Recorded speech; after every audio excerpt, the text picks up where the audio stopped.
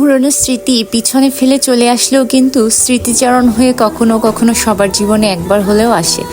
So hello everyone, সবাই কেমন আছেন? ইটস মি সুমিস ক্রিয়েটিভিটি থেকে সুমি ডেইলি ব্লগ নিয়ে হাজির হলাম। বাচ্চাকে স্কুলে দিয়ে দেন আমরা কয়েকজন গার্জিয়ান মিলে চলে গেলাম স্কুলের সাইডে একটা চায়ের দোকানে। সেখানে গিয়ে দেখলাম ও মাই গড, এত সুন্দর গ্রাম অঞ্চলের মতো। এটাকে বলে ইন্ডিয়া বলে ডোসা, বাট আমাদের এদিকে খোঁচা পিঠা বলে। তো যাই হোক, হোয়াট এভার, সেই পিঠাটা বানাচ্ছে। আমি একটা ভিডিও ক্লিপ নিয়ে নিলাম আপনাদের সাথে শেয়ার করতে। দেন সবাই মিলে রং চা, দুধ চা এবং সোয়াক করলাম, চিয়ার্স করলাম, মজা করলাম। দেখেন আপনারা কি খেলায় মেতে উঠেছি আমরা। কমেন্ট বক্সে নামটা কিন্তু ভুলবেন না লিখতে। এবং আমরা কিন্তু অনেক মজা করেছি এবং অনেক ডান্সও করেছি।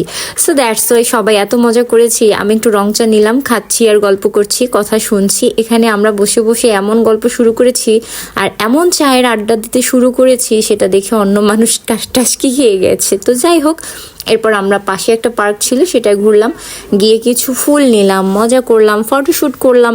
এবং প্রত্যেকটা ভাবি এত মজার, এত ইন্টারেস্টিং, এত মজা করে গল্প করে, আপনারা পুরো গল্পটা না শুনলেই বুঝবেন না। সো দ্যাটস ওয়াই আমি চেষ্টা করব আপনাদের সাথে কিছু গল্প শেয়ার করতে, তারা কি এক্স্যাক্টলি গল্পটা করেছে। তো এই হচ্ছে পার্কের ফ্রন্ট সাইডটা, মানে সামনের দিকটা। এটা হচ্ছে আমরা কাঞ্চন পার্ক বলি ন্যাচারালি বরিশালে। এটার সাইডে আবার এই চায়ের দোকানটা, যেখানে আমরা চায়ের পার্টি অ্যাটেন্ড করেছি এবং চা খেতে খেতে কিছু ভিডিও ক্লিপ নিয়ে নিলাম এবং স্লো মোশন নিয়ে নিলাম। বেশ মজা করলাম।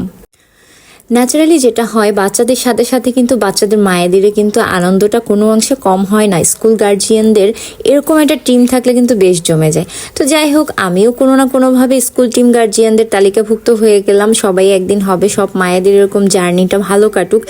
অনেক সময় দেখা যায় স্কুল শেষ করে গার্জিয়ানরা বসে বোরিং হয়। সো দ্যাটস ওয়াই উচিত একটু ডানে বামে ঘুরে আসা, গল্প করা। এতে করে নিজের মুড সুইংটা হয়, যে মুডটা ভালো থাকে।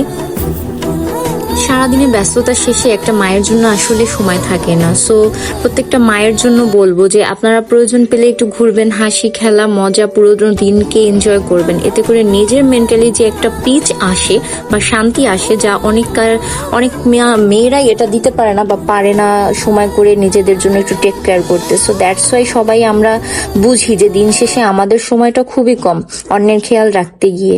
তারপর চেষ্টা করি নিজেকে ভালো রাখার, কিভাবে ভালো থাকা যায়। সো দ্যাটস ওয়াই আপনারা যারা আমার ভিডিওটা দেখছেন, আমি একটা কথাই বলবো, নিজেকেও ভালোবাসুন, নিজের জন্য সময় বের করুন, নিজেরা ভালো থাকার যে নিনজাটা সেটাও অ্যাপ্লাই করুন।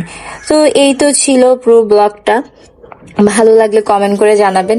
প্রত্যেকটা মানুষের নিজ নিজ টাইম পাস করা দরকার, এতে করলে মন মেন্টালিটি দুটোই অনেক বেটার অ্যান্ড বেস্ট থাকে। So thank you everyone, thank you so much for my blogging watching. সবসময় সাথে থাকবেন, পাশে থাকবেন।